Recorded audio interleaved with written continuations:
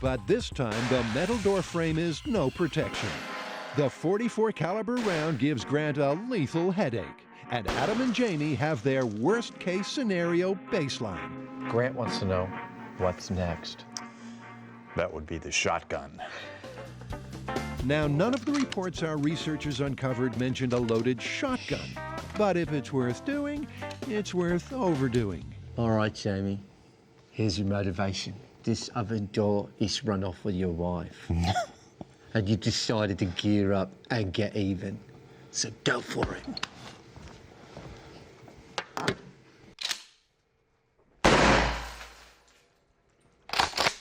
Oh! I guess the moral is, don't elope with Mrs. Heineman. I think that's enough. Okay, playtime's over. Let's get the results. It's clear the oven door is no barrier to most firearms that you would idiotically store in your oven, Yeah. and that there might actually be something to this myth. Yeah, only the smallest caliber, and even that's not safe, especially if it hits glass. It may seem that the testing we've done today here is a little gratuitous. I want to make it clear that we're just trying to get a really good control. We want to know what these bullets do to the oven doors, both the glass and the metal, in the worst case scenario. And they all seem to be similar amounts of pretty darn lethal. But that gives us a perfect baseline with which to continue the testing. And the next thing we do is we start baking some bullets, getting some lethal popcorn.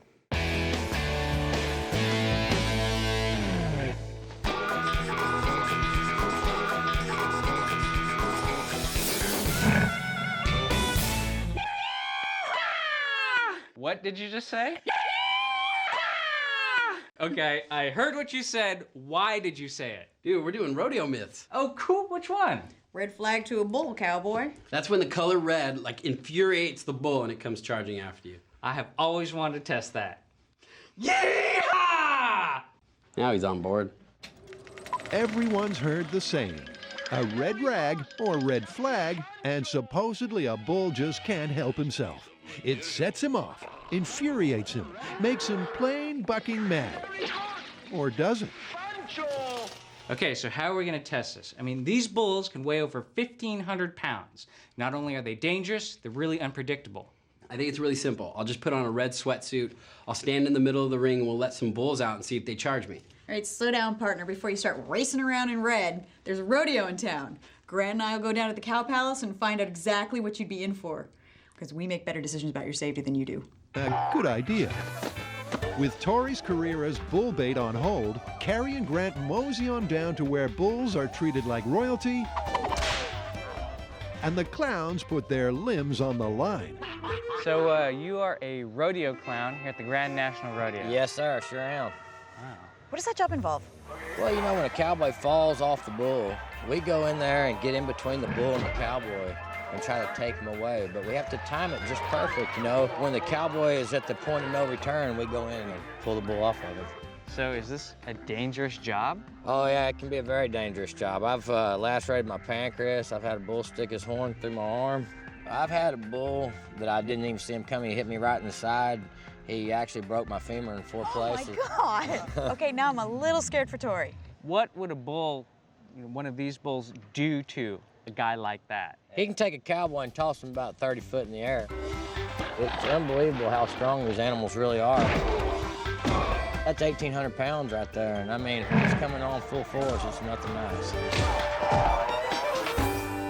Sorry, you're not getting into that ring until we're sure the bulls aren't going to charge you.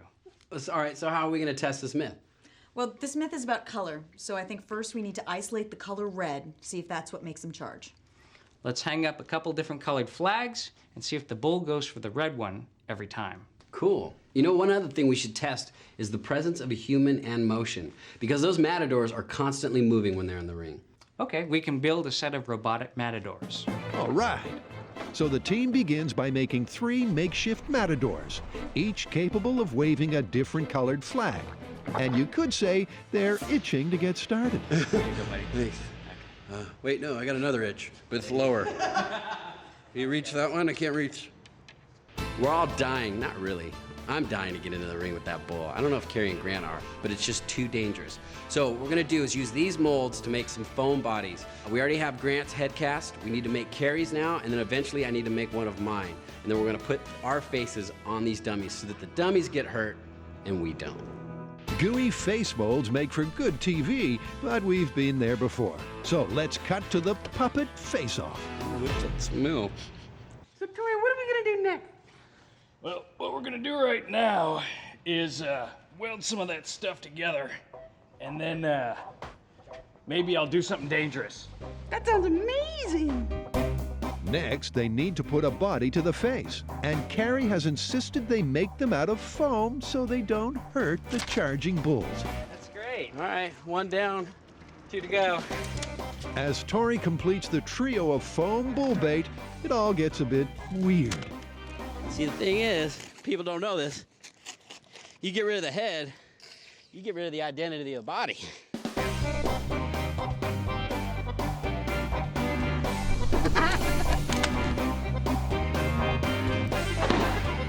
Remember, you gotta get rid of the hands and feet, too.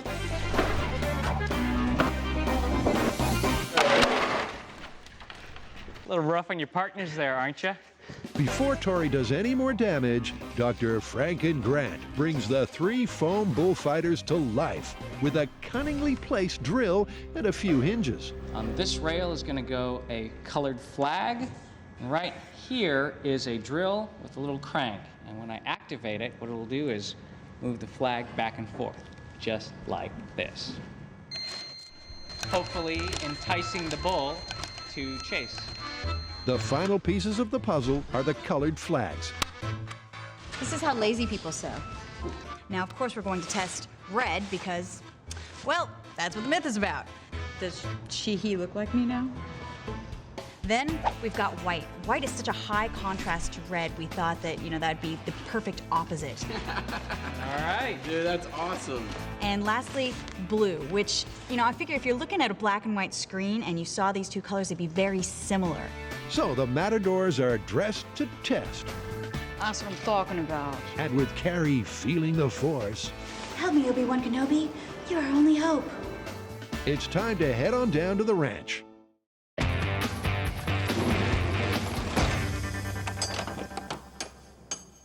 Adam and Jamie are testing the myth that a kitchen stove used to store ammunition is not just a really bad idea, I think that's enough. but lethal. The guys are basing their investigation on an incident that supposedly left a husband and wife diving for cover, and their kitchen riddled with bullet holes. So, what formerly was just an oven from the thrift store now is a full experimental platform. We've painted it white so that our high-speed camera can see clearly what's going on. We put tempered glass over here, several sheets to protect the camera. We put the bullet down there, we pipe in some gas, we get this thing hotter than HE double hockey sticks, and we watch some science happen. But with baked bullets and grilled guns on the menu, they'll be watching the science from outside the bunker. There's 3 questions we're going to answer with this test. One is, will the bullets really go off in the oven? I think the answer's going to be yes. Number 2, will they get out of that oven? And number 3, if they get out of that oven, how lethal are they? In our control tests in the shooting range, we have done a little bit of calibration of some ballistics material that is soundboard and plywood. We know what it means to be a lethal hit in this arrangement. So, any bullet that gets out of this oven through this door is going to be hitting this real bullet-swallowing backstop. While Adam rigs a remote temperature probe, Jamie tweaks the oven for high-speed heating. Looks good. Hot bullets. The first test is a .22 caliber shell, which is placed on the rack with the bullet facing the door before the heat is cranked up. That's perfect. Hold it there. And with the cameras rolling, it's all systems go. 260. My oven never heats up this fast. And while we wait for the .22 caliber casserole to cook, let's do some learning.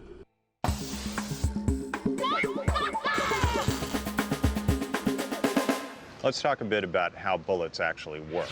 They're in 4 parts. You've got the primer on the end, you have the case, You have the propellant inside, that's the gunpowder, and then you have the bullet itself on the end. Now, how this all works is that when you have this in a gun, there's a spring-loaded hammer that fires a pin into that primer. Sets that off, and that ignites the powder. Now, at that point, the bullet is pushed out of the case, and it starts to go down the barrel. That's how it works. Meanwhile, back in the bunker, things are heating up. And at just over the 500 Fahrenheit mark, dinner's ready. There you go. But what happened? Smells like science. Bunker cam shows the glass of the oven door remained intact. And when the smoke clears, Adam and Jamie go into MSI mode. Myth scene investigation. It's quite clear you oriented the bullet pointing out the window. Yeah. And yet, the only dent that I see is in the back of the thing, which means that has to have been made by the casing. And there's a casing right below that. Yeah. The shell casing was much more dangerous, it seems, than the bullet, which bounced off of glass. When a cartridge is cooked, as opposed to shot from a gun, the powder sends the lightweight shell casing flying and not the heavier bullet. So on the next test, they up the caliber to .44 and flip it, so the bullet faces the back of the oven. So what's on the menu, Monsieur Savage? Now, you're waiting for the temperature to climb for my greatest creation, the 44 caliber souffle. 472 degrees. There it goes. That was it. The glass is still there. No breaking of the glass. Yep, just like the .22, the shrapnel from the .44 round failed to pierce the oven. So let's go for broke with a .50 caliber monster. Let's take a comparison here. Oh, there's the .44. Oh, wait, and there's the .22. If anything's going to cause significant damage to the oven, it's this guy. And around 10 minutes later, it sounds like Adam's prediction is spot on. Oh! That's the explosion I was looking for. A look at the high speed reveals a more energetic detonation than the previous tests. Oh, we have broken glass. We have broken glasia. Broken but not breached. Only the inner layer of the double-glazed oven door was shattered. It was pretty violent, all right, but it's still inside the oven, so... Even the 50 cal wasn't enough to get out of this oven. Probably scare the hell out of you. But it's not going to kill you. I'm really pleased with these tests. I think we've definitively proven that an oven at normal temperatures can get plenty hot enough to make bullets explode.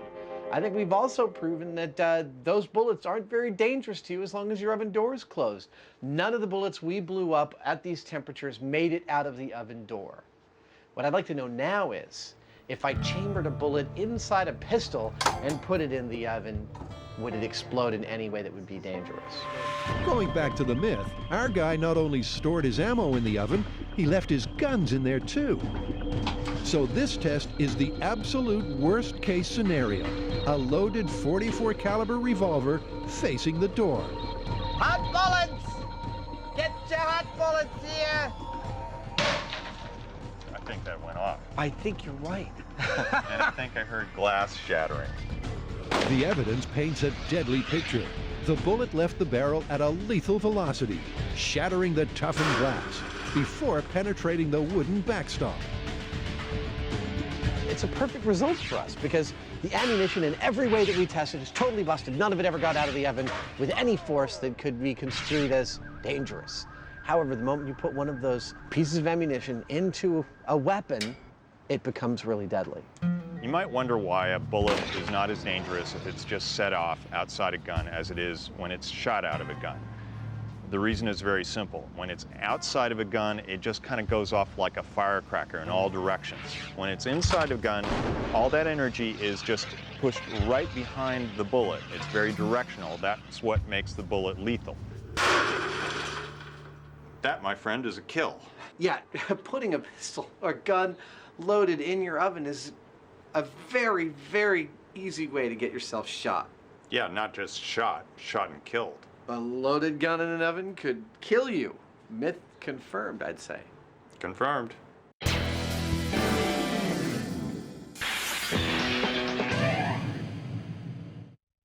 Carrie, Grant, and Tori are testing red flag to a bull, but they've plenty of experience busting and proving proverbs. With the help of modern technology, needle in a haystack was busted. We have found all 4 needles. And you can teach old dogs Mush. and old MythBusters new tricks. Totally busted. And one of the more cuddly myths we've ever done. All right, so red flag to a bull. Where do we stand? All the flag-waving dummies are done. We've dressed up the Carrie one in red. We'll see if that drives them wild. No, I'm sure it will. That's good, because I got some bulls for you. Rodney the rodeo clown set us up with a friend of his who apparently has some angry bulls. Sweet. All right, well, let's pack up and get up there. I heard that.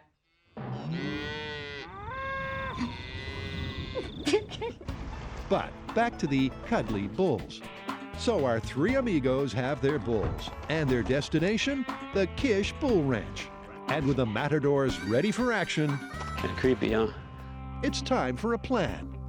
And this series of tests has been designed to find out if a red flag will make a bull charge. And if not, then what does?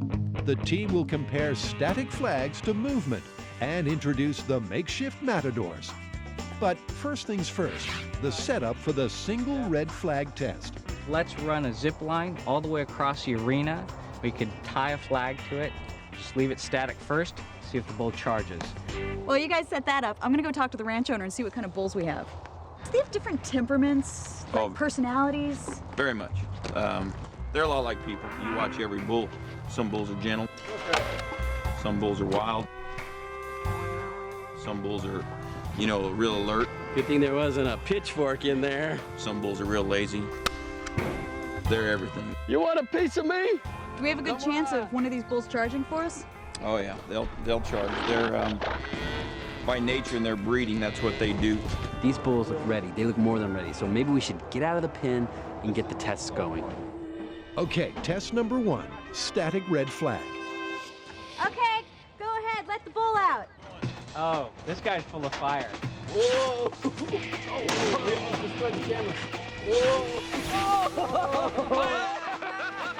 Dude, he's going for it. Just like the myth suggests, the bull is not happy with that red flag.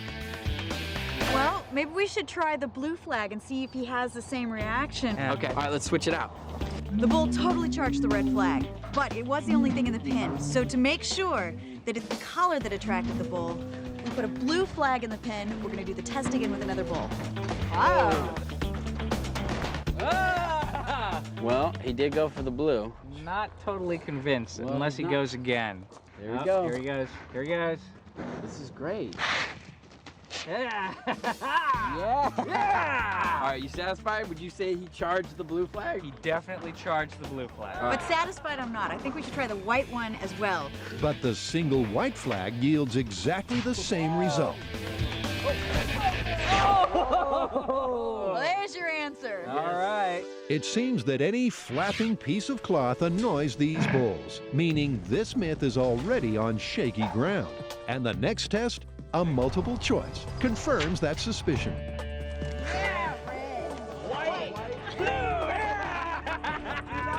Perfect. All 3. That 3 flag flyby means only one thing. These bulls just don't care for color. But if it's not color, what exactly is it that's bothering our bovine friends? This next experiment will test the theory that it's a moving flag and not a red flag that infuriates them. Going for blue. With Grant in control of the blue flag with his remote control, Oh, he's going for the blue one. the results are there for all to see. Move it, move it, move it, move it, move it. Look at that.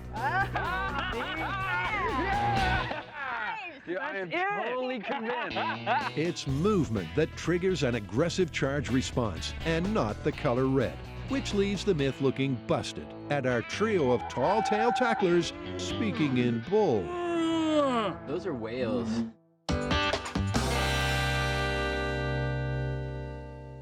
Back at the ranch, Carrie, Grant, and Tori are hot on the trail of the red flag to a bull myth. What we've done so far is taken several different colored flags, red, white, and blue, and compared them to motion. And it looks like at this point, the bull is preferring motion over color. What we're gonna do now is add the human element. We've got our 3 dummies lined up, and they're gonna be waving their flags and see which one the bull goes for. Oh, now he's going for white. Look at that. Now that is conclusive. The bull went straight for the white dummy, and Grant's stunt double requires CPR. Don't give up on me now! Are you done playing with yourself? There's 2 dummies still standing, and for the final showdown, the guys decide to up the ante. Apparently these guys have a Mexican fighting bull, and these things are trained just for that, to attack. Oh, he's going for the camera! Oh, he picked out the camera! The camera is what's known in the business as toast. And after the bull ignores Carrie, so is Tori. Oh, he just moved past.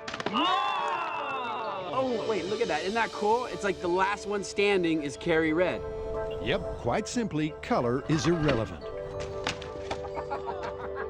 These bulls just want you to butt out. Well, now that we've wrecked 3 of our dummies, I guess we have 1 left. Well, buddy, it's your turn to suit up. Are you serious? I get to go in the ring? Yeah, well, you know, we've proven that red specifically is not what's making them charge. So I'm fairly certain that if you put on a red suit and stand completely still and the bullfighters run around you wearing other colors, that you probably won't get hurt. And to confirm Tori is unlikely to be gored for science, Grant Carey and our hands-on expert from the University of Phoenix, Professor Andrews, have been discussing a bullseye view. So far, our findings do not show that red does anything magical. They seem to go towards movement rather than actually for the color red. Why is that? Are they colorblind? Well, it's a common misconception that they are colorblind, but in fact they're not. In the last 10 years, people have looked at animals with hooves and found out that they're what's called dichromates. They can see 2 main color types. Humans are trichromates. We can see the rainbow and all the colors in between. Color perception is a complex field of study, but basically, the human eye has 3 types of cone cells that help us distinguish color. But cattle only have 2, so although they can see reds and blues, it's likely they see the world with a muted palette of color, like this. Okay then, so bulls can see red, but there is no scientific evidence to prove that makes them any more enraged than any other color. Absolutely. There is no scientific evidence to support that. Which puts the final nail in the coffin for red flag to a bull. And risking joining the myth in this coffin is Tori, who's quite literally putting his limbs on the line for science. Nervous? Hell yeah, I'm nervous. Despite the fact that Tori was an extra in Breakin' 2 Electric Boogaloo, I just don't know if he's got the moves to get away from a charging bull. This is our ultimate test of the color red to a bull myth. Now what Tori's gonna do is he's going to wear a full red jumpsuit and stand in the middle of the arena completely still. We have 2 professional bullfighters that are gonna be running circles all around trying to attract the bulls. We think that motion is what sets them off and not the color red. So if the bulls attack the cowboys, but they don't go for Tori, we will have definitely proven something about this myth. Personally, I'm really concerned. This is starting to feel like a bad idea. Tori, are you ready? I don't know. Yeah, I guess. Let's do it. Okay, release the bull. This is it, the moment of truth. Those guys running around. It's a good start. The angry 1,000-pound bull has so far only charged the moving cowboys. Somebody come back to this side now. Back over to this side. But suddenly, with the cowboys out of position, Tori is left exposed. Will the myth or Tori be busted? Everybody stay sharp. He's on the Tori side of the ring. He sees Tori. More movement! More movement!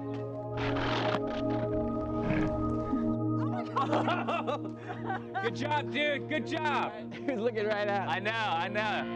Toreador Tori survives. And as the bull is ushered away, everyone lets out a big sigh of relief. Tori, I think we got it. We just finished the test, and it was a perfect result. 1, I didn't get hurt.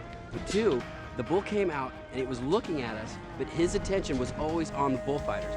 All right, should we do a couple more? No. I'm not gonna lie, that was a lot of fun. But we proved something too. Yeah, the color red is not what causes the bulls to charge. They had no preference to color at all. In fact, it looked like they were going for whichever one was moving the most. A good thing for me, red flag to a bull is busted. Busted. And we're glad you're not.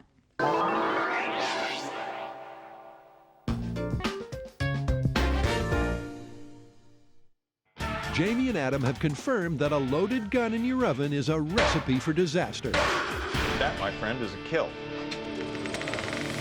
But the guys are still fanning the flames of this myth.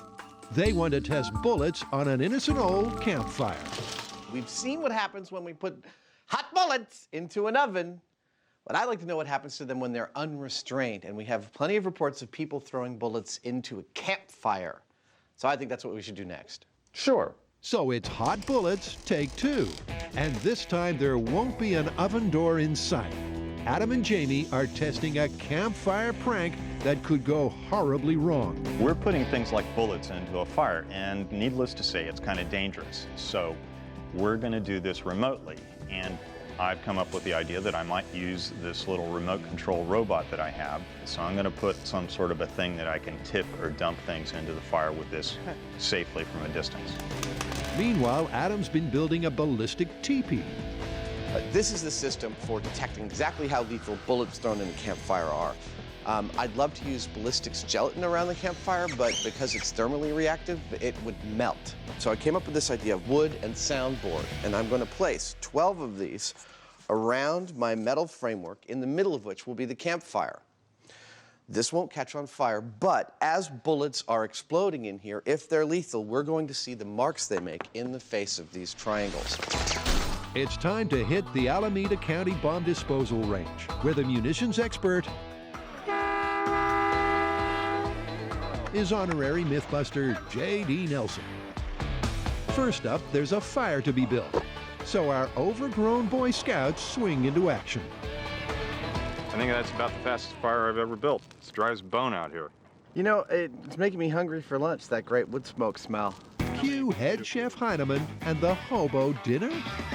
I am making what is known as the hobo dinner. This is something I've been making since I was a kid, and I thought this was a unique opportunity to show it off. This is the best cooking show ever! It all kind of simmers together. It's really quite surprisingly good for being so rudimentary. Wow. When I was riding the rails towards the end of the Great Depression, I learned several things from my hobo mentors. One was how to apply microscopic dichroic layers to glass using titanium distilled from white house paint, and the other was the hobo dinner. That is bloody delicious. After lunch, Jamie takes us through the test setup. This whole setup is very simple. We're going to have the robot back over near our blast chamber. Fire's going. We're going to load the bullets into the dumper on the robot, send the robot in, dump the bullets into the fire, see what happens. Sparky the robot takes his deadly cargo on board. It's a brass cocktail of 50, 44, and 22 caliber bullets. The dangerous thing about this one is that bullets can kill people. What we're here to find out is whether they'll kill people outside of a gun and set off by a fire. Let's go. This is Sparky! With the fire roaring at over 1,000 degrees, Adam and Jamie are expecting an instant reaction. Okay, anybody have issues? I'm going in. Go for it. Okay, going down. Perfect!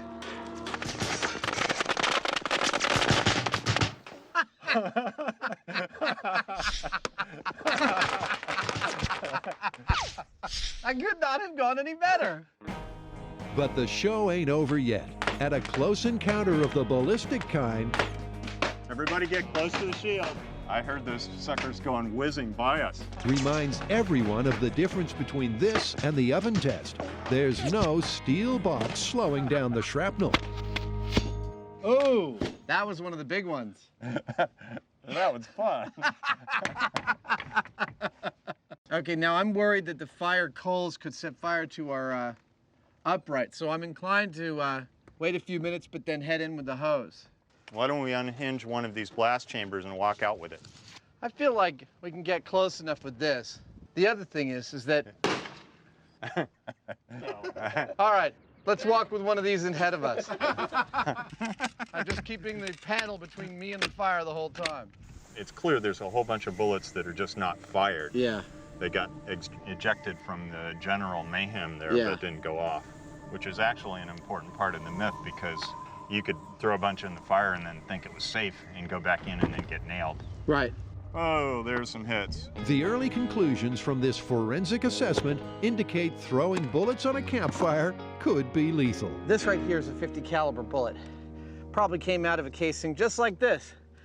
You see how much energy that is. It's a brass pipe bomb. But a closer look reveals key details. Once again, it's the lightweight casing that becomes the projectile and not the bullet itself. Check this out. This is the deepest pair of hits we took. This one matches the rear of the casing exactly, even the dimple. Yeah. That's the deepest one out of all those hundreds of bullets, and I don't think that would even still break your skin. Yeah, I think personally you'd be pretty bloody, but you wouldn't be dead. Now I look at our ballistics panels, which covered half of the area around that fire, and I only see 7 or 8 hits. So you double that for the area they didn't cover. 15, 16 serious hits out of 100 bullets. And in most of those cases, I was able to see that it was the casing that made the mark, not the bullets themselves. So I don't think bullets in a fire are actually lethal. I'm not saying that it's not going to cause you a world of pain. I mean, you don't need me to tell you not to hold on to a lit firecracker, do you? Oh! Well, you know me and Jamie, the fun can't end just there. There's been plenty of idiotic things that people have thrown into campfires, and we're going to try as many of them as we have time for.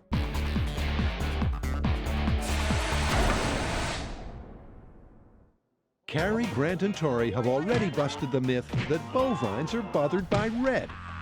But the ball's still rolling around this bullpen.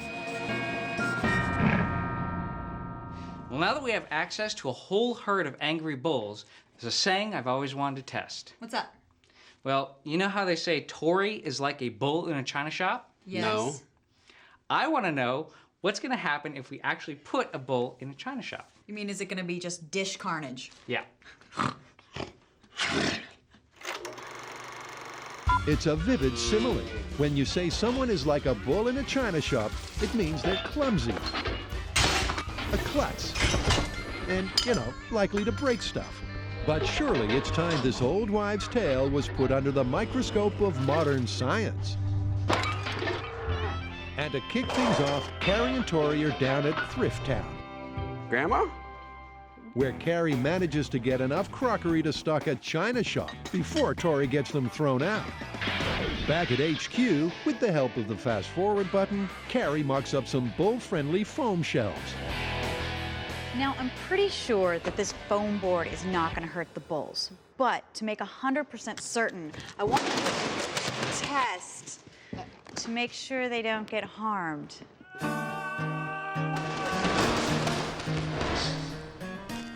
Did it hurt the bull? I'm okay. I think the bull's gonna be fine. After they fix those shelves and Tori's bulls, it's back to the ranch, where they set up shop inside a bullpen. This one looks like it's ready to go without the bull. That's the worst one. With the china stacked precariously and the 1,000-pound bulls raring to go, the team is looking forward to confirming the age-old adage. In fact, Carrie is expecting some puntastic carnage. Get it? Like wacky? Like wacky, but wacky? Oh, I get it. The H is invisible. Yeah, I'm sorry if my jokes are a little too intellectual for all you all to get. Surely we're about to witness the most predictable outcome in MythBuster history. Bovine bedlam and a whole heap of cracked crockery. Oh, dang! Here comes the bull. Oh, look, he's totally avoiding all the china. Hey, oh, nope. Nope. No. He's actually doing a lot better than I thought he would. Absolutely. Come over here. Yeah. Come on. He's browsing. He's totally browsing. He likes what he sees. So the first guy has let the team down. They were expecting the bull in a china shop to be like, well, a bull in a china shop. Whoa, he's getting right through the shelves without knocking over a single piece. That was cool. Even when they up the ante, 2 bulls in a China shop. the expected carnage is distinctly underwhelming. Look at that. They're very careful of the break-in china. We've tried actual bulls in our mock china shop, and I have to say I am really surprised at how nimble they are. They're almost daintily avoiding the shelves that we've set up. They just don't want to break the china. Check this out. You know what? I didn't even think I could run that fast in a china shop. Wow. This is ridiculous. Like all great MythBusters stories, it's the ones that defy expectations that give the team the greatest pleasure. They came here wanting crockery catastrophe, but they got a bull ballet. That was nothing like I imagined it would be. In fact, I think we're gonna have to just admit it. It's a stupid saying. I'm never gonna use it again. Bull in a china shop busted. Busted. Yeah, it's busted. I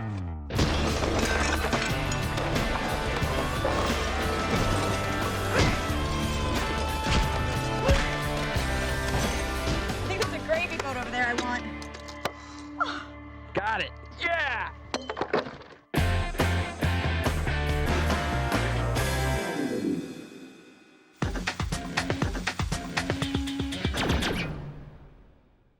Adam and Jamie are playing with fire. They toasted ammo and found out it's a dangerous, but probably not lethal pastime. That was fun. But they ain't done yet. There are a host of news reports and claims by fans that campfire conflagrations with beer kegs and aerosols are lethal. Exposure to temperatures above 120 degrees may cause bursting. Right, here goes bug spray. Go for it. Now, it's possible you may ignore the warnings on the can, This is the kind of thing I do on the weekends. or you think the elaborate safety precautions are just for show. Let's give some deodorant to our robot and send him to the fire. But really, don't try this at home. There we go. Perfect. Because seconds or minutes later, and you won't know which, this could happen. Oh! And where's the other one? The other one's out front. Oh! Yeah! That was awesome! Quite simply, it's the reason a Mythbuster gets out of bed in the morning. Oh my God, that's like, it doesn't get any better than that. Oh, it's staying in frame. Oh, cooperative. Oh, that's awesome. That's wonderful. Awesome and dangerous. And considering the warnings on the label, not surprising. But what about the myth? Would these fireballs be fatal? Well, I don't necessarily think it's lethal. It definitely took a while to happen. So you might think, oh, well, I guess nothing's gonna happen, and come back over and hear, boom, all of a sudden your head's in a fireball and you're missing an eyebrow. And I know what that's like. Am I missing an eyebrow? Not pretty. Spray cans aren't as immediately dangerous as bullets, perhaps, but they build up and they're actually potentially more lethal in the long run, especially if you're wearing flammable clothing.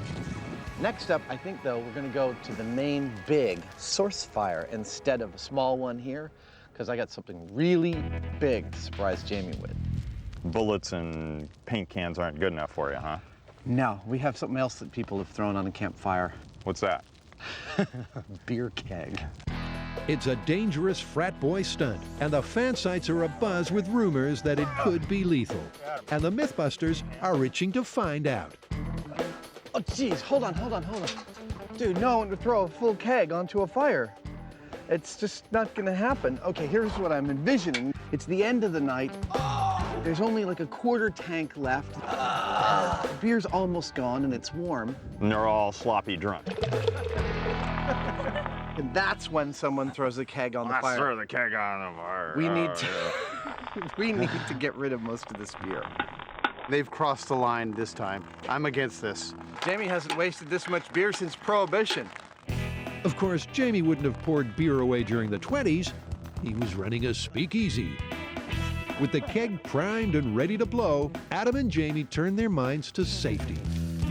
fire is really hot, and this is not an undangerous thing to do. But we have a couple of pieces of safety gear here. One, we've got the fire suit, which can protect us from the heat. And the other is, well, we're here with the Alameda County Sheriff's Bomb Squad, and we got their Bomb Squad van, and in the Bomb Squad van is a bomb suit. Hail, people of Earth! I come in peace. So what we're gonna do is Jamie's gonna put on one, I'm gonna put on the other. Oh! And suited up in the bomb suit and the fire suit, we're gonna go put that keg exactly where we want it. This could be a huge explosion. There's an awful lot of energy contained in that fire, and that energy is going to be transferred to that beer keg. Yeah! We need to be careful with this. Okay. This could go off right now or an hour from now for all we know.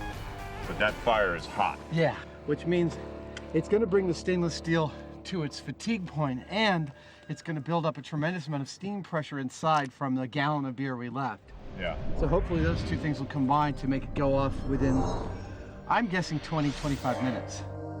Which, as it turns out, is a pretty good guess. Because 20 minutes later... Whoa! Okay, everybody in close. Okay, shrapnel comes down. It's the patented MythBuster Big Boom. Yeah, I smell like roasted grain. That's pretty darn, that's an explosion. That was energetic. No shrapnel, though. No? Not that I can see. A closer look confirms Adam's hypothesis. Because despite peeling like a metal banana, the keg is still in one piece. As far as I'm concerned, if any single piece of this actually, That almost made it off. that almost made it off. Any piece of this, especially this center cap, which really almost made it off, comes off of this with the force that we heard, it's tearing right through you. That hits you in the head, you're dead. Hits you in the chest, you're dead. That's nasty. An opinion not tempered by the slow motion details. Wow, look at that. Dude, Talk about a beer shooter. that is, oh, wow. I tell you, anything in front of that beer keg, a log, a rock, a stone, gonna become a lethal projectile. That was like a cannon. All right, let's recap this. Things to throw in a campfire. What is the case with bullets? Bad idea. Minor injuries, probably not lethal. Aerosol cans. Also a bad idea. Also probably injuries. Also not lethal. And beer keg. Bad idea to waste beer. Yeah. Very dangerous. Possibly lethal. I'd say a high probability of being lethal. Yep. And never a good idea to waste beer. So do you have the chocolate? I thought you had it. Oh, no.